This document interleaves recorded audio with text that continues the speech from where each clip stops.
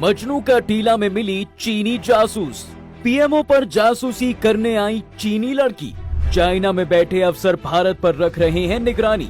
आपने जासूसों पर बनी कई फिल्में देखी होंगी। सलमान खान की टाइगर भी भारत और बाकी देशों के जासूसों पर बनी एक खास मूवी है। ये फिल्म बॉक्स ऑफिस पर हिट भी हुई थी।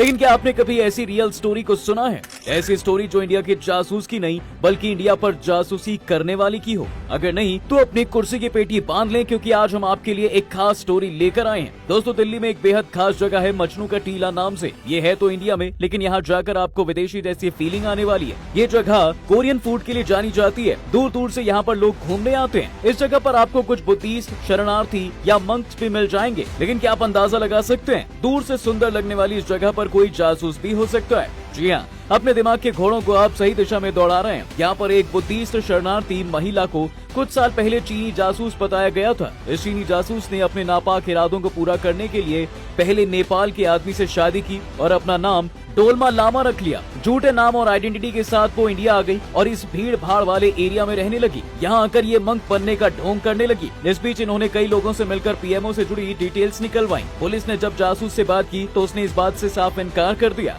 महिला एक अलग की कहानी सुना रही थी। उसने पुलिस को बताया कि उसे चीन की कम्युनिस्ट पार्टी के कुछ पॉलिटिशियन मारना चाहते थे, इसलिए वो अपनी जान बचाकर भारत आई। ये झूठी महिला पिछले 2 साल से भारत में ही रह रही थी। उससे अंग्रेजी, मैंडरिन के साथ साथ नेपाली लैंग्वेज भी आती थी, इसलिए पुलिस को उनसे पूछताछ करने में दिक्कतें आ रही थी। नेपाली बनकर आई इस झूठी चाइनीज महिला का नाम कायरुओ डो लेट साई मंगवान है। ये फुक्शन रोड, हाईको सिटी, मेलियन डिस्ट्रिक्ट, चीन की रहने वाली है। इस महिला के पास चीनी पासपोर्ट भी मिला। इसके बाद पुलिस ने फॉरेनर्स रीजनल रजिस्ट्रेशन ऑफिस के साथ मिलकर कई इंपॉर्टेंट रिकॉर्ड को निकाला, जिसके बाद पता चला कि ये महिला साल 2019 में चीनी पासपोर्ट पर भारत आई थी। इसके बाद से वो मजनू का टीला इलाके में ही रह रही थी।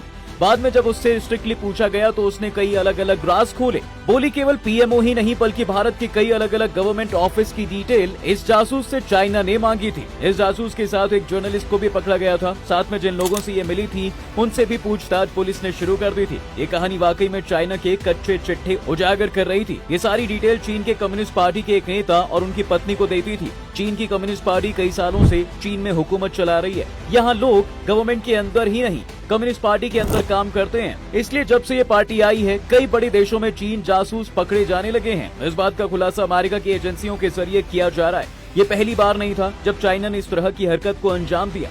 इससे पहले भी वो साइबर अटैक कर इंडिया की कई डिटेल को चुराने की कोशिश कर चुका है। चीन के इस नापाक इरादों के बारे में अब पूरा विश्व जान चुका है। काफी टाइम तक इस महिला जासूस के ऊपर छानबीन चली। बाद में उसे 120 बी, 419, 467, 420, 474 और 14 फॉरेनर्स एक्ट के अंडर केस फाइल कर और डिटेल निकालने की कोशिश चल रही है। आपको जानकर बेहद हैरानी होगी, लेकिन चीन में एक नहीं बल्कि कई अलग अलग खुफिया एजेंसियां हैं। इनमें से कुछ का मकसद अपने ही देश के गद्दार लोगों पर नजर रखना है, तो कुछ का फॉरेन में रहने वाली चीनी लोगों पर नजर रखना है। साथ ही बाकी देशों की स्ट्रैटेजी पर नजर रखने के लिए भी जासूस दुनिया भर में फैले हैं। लोगों से डिटेल निकलवाने के लिए चाइना काफी तरह के तरीके अपनाता है। आपको क्या लगता है, चीनी जासूसों को क्या सजा मिलनी चाहिए? हमें कमेंट करके जरूर बताएं और देखते रहिए फैक्टिफाइड।